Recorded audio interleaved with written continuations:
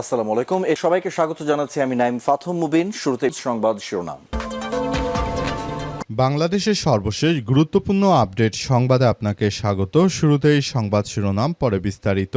প্রথমেই জানাবো, শিবির নেতাকে নিয়ে পুলিশের ভূমিকায় অনেক প্রশ্ন মিলছে না জবাব। কুমিল্লার দাউদকান্দিতে ইসলামী ছাত্র শিবিরের কেন্দ্রীয় নেতা মোহাম্মদ জিশান মিয়া অপহৃত না আত্মগোপনে ছিলেন তা নিয়ে চাঞ্চল্যকর তথ্য পাওয়া গেছে। গত শুক্রবার রাতে লাকসাম থেকে উদ্ধারের পর জিশান দাবি করেছিলেন তাকে গাড়িযোগে অপহরণ করা হয়েছিল।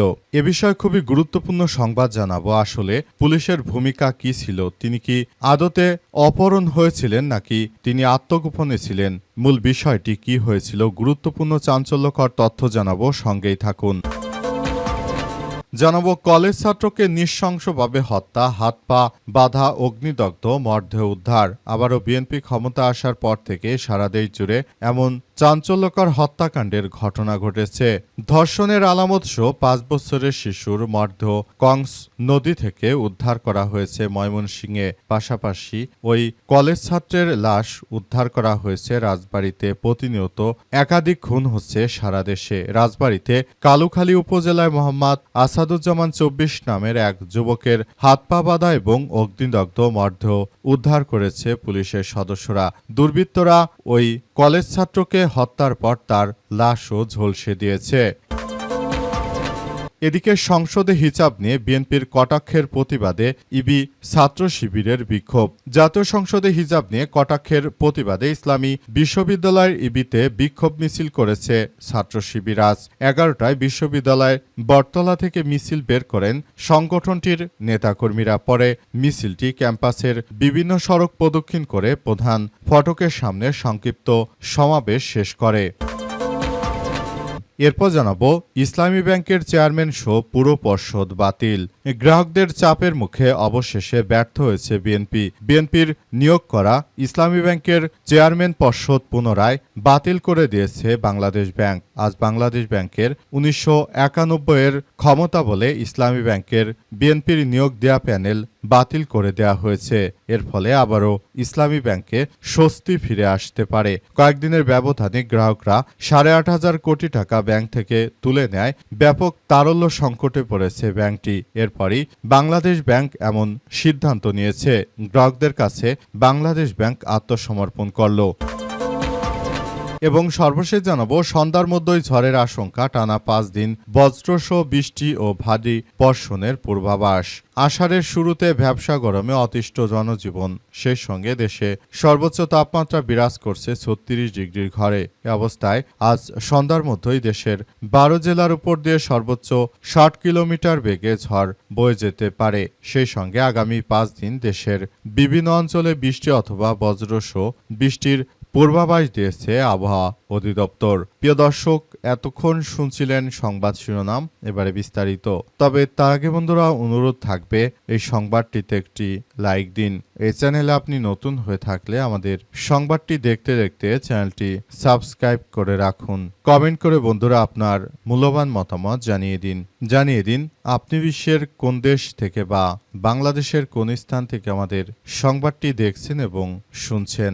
আর বন্ধুরা, সংবাদটি আপনার সোশ্যাল মিডিয়া ফেসবুকে শেয়ার করে বন্ধুদেরও দেখার সুযোগ করে দিন। আর বন্ধুরা, গাজা যুদ্ধে আপনি যদি নিরীহ ফিলিস্তিনিদের ভালোবেসে থাকেন, কমেন্টে ইয়েস লিখে পুরো বিশ্বকে আমাদের এই তাজা আপডেটটি দেখার সুযোগ করে দিন।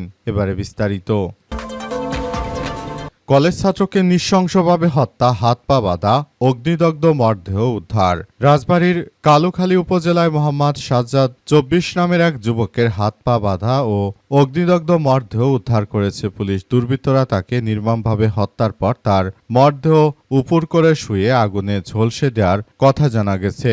নিহত আসাদুজ্জামান কালুখালী উপজেলার মদাপুর ইউনিয়ন বিল মানুষমারি গ্রামের মোহাম্মদ শাহজাহান মণ্ডলের ছেলে। তিনি বালিয়াকান্দি উপজেলার অবস্থিত মীর মোশারেফ হোসেন কলেজের ডিগ্রির ছাত্র ছিলেন এবং পড়াশোনার পাশাপাশি বাবার সঙ্গে কৃষিকাজ করতেন। পারিবারিক সূত্র ও স্থানীয় সূত্র থেকে জানা যায়, বাদ আসর বাড়ি থেকে বের হওয়ার পর নিখোঁজ হন আসাদুজ্জামান। রাত 8টার দিকে তিনি সৌদি প্রবাসী দুলাভাইয়ের কাছে মুঠোফোনে জরুরি 5,000 টাকা প্রয়োজন বলে জানান। এরপর থেকেই তার মোবাইল ফোন বন্ধ পাওয়া যায় এবং পরিবারের সঙ্গে সব যোগাযোগ বিচ্ছিন্ন হয়ে পড়ে। আজ স্থানীয় কৃষকরা মাঠে কাজ করতে গিয়ে মরদেহটি দেখতে পেয়ে পুলিশ সদস্যদের খবর দেয়। জানা গেছে মদাপুর ইউনিয়নের সূর্যদিঘোয়া গ্রামে দাখিল মাদ্রাসার সামনের মাঠে ভাটিয়াপাড়া রেলপথ ও চন্দনা নদীর তীরে তরুণ মেম্বারের জমির বা পাটক্ষেতের পাশ থেকে তার মরদেহটি উদ্ধার করা হয়। জানা যাচ্ছে যে সারা দেশে বিএনপি ক্ষমতা আসার পর থেকে এমন সন্ত্রাসী কার্যক্রমগুলো সারা দেশ জুড়েই ছড়িয়ে পড়েছে। মানুষ হত্যা এমনকি নানাবিধ সমস্যাগুলো এখন প্রতিনিয়ত সামনে আসতে শুরু করেছে। এই ঘটনায় আসলে সারা দেশের এই মুহূর্তে কি হবে সেটি বলা কষ্ট। মোট কথা বলতে গেলে এমন ধরনের কার্যক্রম চলছে যে আসলে কোনোভাবেই বিষয়গুলো গ্রহণযোগ্য নয়। সংসদে হিজাব নিয়ে কটাক্ষের প্রতিবাদে ইবি শিক্ষার্থীদের বিক্ষোভ। জাতীয় সংসদে হিজাব নিয়ে কটাক্ষের প্রতিবাদে ইসলামী বিশ্ববিদ্যালয় ইবির শিক্ষার্থীরা বিক্ষোভ করেছে। আজ বিশ্ববিদ্যালয় বটতলা থেকে মিছিল বের করেন সংগঠনটির নেতাকর্মীরা। পরে মিছিলটি ক্যাম্পাসের বিভিন্ন সড়ক প্রদক্ষিণ করে প্রধান ফটকের সামনে সংক্ষিপ্ত সমাবেশের মাধ্যমে শেষ হয়েছে। এ সময় উপস্থিত ছিলেন শাখা ছাত্র শিবিরের সভাপতি ইউসুফ আলী, সেক্রেটারি রাশেদুল ইসলাম রাফি, সাংগঠনিক সম্পাদক জাকারিয়া, এছাড়াও অন্যান্য নেতাকর্মীরা উপস্থিত ছিলেন। তারা বলেছে যে 90% মুসলিমদের দেশে এই ধরনের অরাজক পরিস্থিতি আমরা মেনে নেব না। যার যে ধরনের পোশাক পরা হোক না কেন সেটি তাদের ব্যক্তিগত পর্যায়ে থাকুক, ধর্মীয় পোশাক কিংবা যার যার মতো করে যে কোনো পোশাকই একজন পড়তে পারে, সেটি নিয়ে অন্য নেতৃত্ববৃন্দর এই ধরনের কুরুচিপূর্ণ মন্তব্য করা কোনোভাবেই সমীচীন নয় বলে উল্লেখ করেছে তারা। এবং আরও জানানো হয়েছে এই ধরনের অনাকাঙ্ক্ষিত ঘটনাগুলো যে বা যারা ঘটিয়েছে তাদের বিরুদ্ধে শাস্তিমূলক ব্যবস্থা গ্রহণ করা উচিত বলে মনে করেন ইবির শিক্ষার্থীরা। তাই তারা বর্তমান সরকারের বিরুদ্ধে এই বিক্ষোভ মিছিল দিয়েছেন এবং তারা আরও জানিয়েছেন যে সারা দেশ জুড়ে যে ধরনের হত্যা, রাহাজানি, সন্ত্রাসী, চাঁদাবাজি সহ দুর্নীতির প্রতিটি কার্যক্রম হচ্ছে সেসব বিষয়ে সরকারের খেয়াল দেওয়ার খোঁজ নেই। তারা আছে নারীদের ইসলামী পোশাক নিয়ে। ইসলামী ব্যাংকের চেয়ারম্যান সহ পুরো পর্ষদ বাতিল। দেশের বৃহত্তম সৌরভিত্তিক ব্যাংক ইসলামী ব্যাংকের চেয়ারম্যান সহ পরিচালনা পর্ষদের বোর্ড অব ডিরেক্টরস এর সব সদস্যের নিয়োগ বাতিল করেছে বাংলাদেশ ব্যাংক। বাংলাদেশ ব্যাংকের সহকারী মুখপাত্র শাহরিয়ার সিদ্দিক এই তথ্য নিশ্চিত করেছেন। তিনি জানান যে ব্যাংক কোম্পানি আইন 1991 এর ক্ষমতা বলে রোববার এই সিদ্ধান্ত গ্রহণ করা হয়েছে। বাংলাদেশ ব্যাংকের এক বিজ্ঞপ্তিতে বলা হয়েছে যে আমানতকারীদের স্বার্থ ও জনস্বার্থে ইসলামী ব্যাংকের পরিচালনা পর্ষদের চেয়ারম্যান সহ সব পরিচালকের নিয়োগ বাতিল করে দেওয়া হয়েছে। একই সঙ্গে ব্যাংক কোম্পানি আইন 1991 এর 47/3 ধারা অনুযায়ী বাংলাদেশ ব্যাংকের নির্বাহী পরিচালক মোহাম্মদ জহির হোসেনকে পর্ষদের যাবতীয় ক্ষমতা প্রয়োগ ও দায়িত্ব পালনের দায়িত্ব দেওয়া হয়েছে। অর্থাৎ ইসলামী ব্যাংকের যে খুরশিদ আলমকে নতুন করে চেয়ারম্যানের দায়িত্ব দেওয়া হয়েছিল তাকে সেই পদ থেকে সাসপেন্ড করা হয়েছে। এখন আর খুরশিদ আলম নেই, এখন নতুন পর্ষদের অধীনে ব্যাংক চলাচল করবে।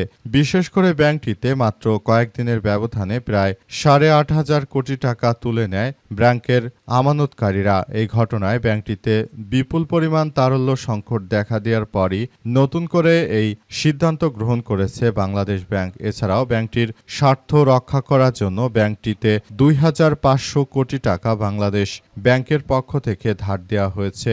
নতুন করে এমন সমস্যাগুলো সামনে আসার কারণেই মূলত বাংলাদেশ ব্যাংকের নতুন গভর্নরের নির্দেশে ইসলামী ব্যাংকের পরিচালনা পর্ষদ থেকে মূলত খুরশিদ আলমকে সরিয়ে দেওয়া হয়েছে।